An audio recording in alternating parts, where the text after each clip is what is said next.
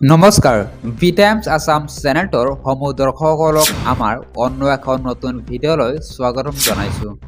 এই ভিডিঅ'টোৰ জৰিয়তে অসমৰ লগতে ভাৰতৰ বিভিন্ন প্ৰান্তৰ পৰা বহুকেইটা গুৰুত্বপূৰ্ণ খবৰ আপোনালোকৰ জ্ঞাতাৰ্থে যুগুতোৱা হৈছে আৰু এনেধৰণৰ খবৰসমূহ নিতৌ চাই থাকিবলৈ আমাৰ ইউটিউব চেনেলটো ছাবস্ক্ৰাইব কৰি ভিডিঅ'টোত এটাকৈ লাইক কৰি আমাক উৎসাহিত কৰিবলৈ নাপাহৰিব। আৰু যদি আপুনি আমাক ফেচবুকত চাই আছে তেন্তে ফলো আৰু শ্বেয়াৰ কৰিবলৈ একেবাৰে নাপাহৰিব। গতিকে আহকচোন আজিৰ ভিডিঅ'টো আৰম্ভ কৰোঁ। আজিৰ প্ৰথমটো খবৰটো হৈছে অত্যন্ত গুৰুত্বপূৰ্ণ খবৰ। গুৱাহাটীত আকৌ ফুটিল পানীৰ পাইপ। মহানগৰীত পুনৰ জলবিস্ফোৰণৰ ঘটনা। পানীৰ পাইপ ফুটাৰ পিছতে হাহাকাৰ পৰিস্থিতিৰ সৃষ্টি হৈছে। জলমগ্ন ৰাজপথত সৃষ্টি তীব্ৰ যান-জঁট। পাইপ ফুটি বহু ওপৰলৈ উঠিল পানী। মহানগৰীৰ মাজমজিয়াৰ ভঙাগড়ত ফুটিল পানীৰ পাইপ। ভঙাগড় উৰণ সেতুৰ সমীপত পাইপ ফুটি জলমগ্ন হৈছে ঠাইখন।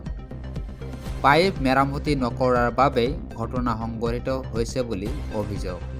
আজিৰ পৰৱৰ্তী খবৰটো হৈছে অত্যন্ত গুৰুত্বপূৰ্ণ খবৰ। কংগ্ৰেছ নেতৃত্বৰ বিৰুদ্ধে বিধায়ক কমলাক্ষদে পুৰকায়স্থৰ বিষদগাৰ। ইতিমধ্যে কাৰ্যকৰী সভাপতিৰ পদ এৰিছোঁ, এতিয়া দলে নিলম্বন কৰক।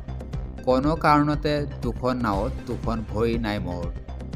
অসমৰ মুখ্যমন্ত্ৰীক গামোচা পিন্ধালে চকজ জাৰি কৰে কংগ্ৰেছে।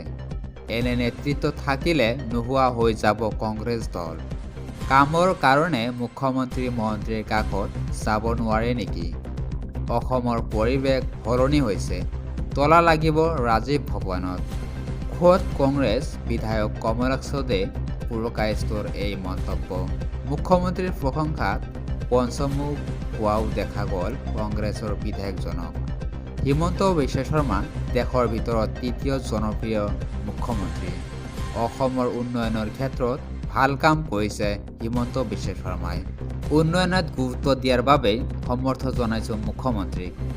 বন্ধুসকল, যদি আপোনালোকে এনেকুৱা ধৰণৰ খবৰ নিত্য নিত্য পাবলৈ বিচাৰে তেনেহ'লে আমাৰ ফেচবুকৰ পেজটো ফলো আৰু শ্বেয়াৰ কৰিবলৈ নাপাহৰিব। আৰু যদি আপোনালোকে ইউটিউবত চাই আছে তেনেহ'লে ছাবস্ক্ৰাইব আৰু বেল বাটনটো প্ৰেছ কৰিবলৈ একেবাৰে নাপাহৰিব।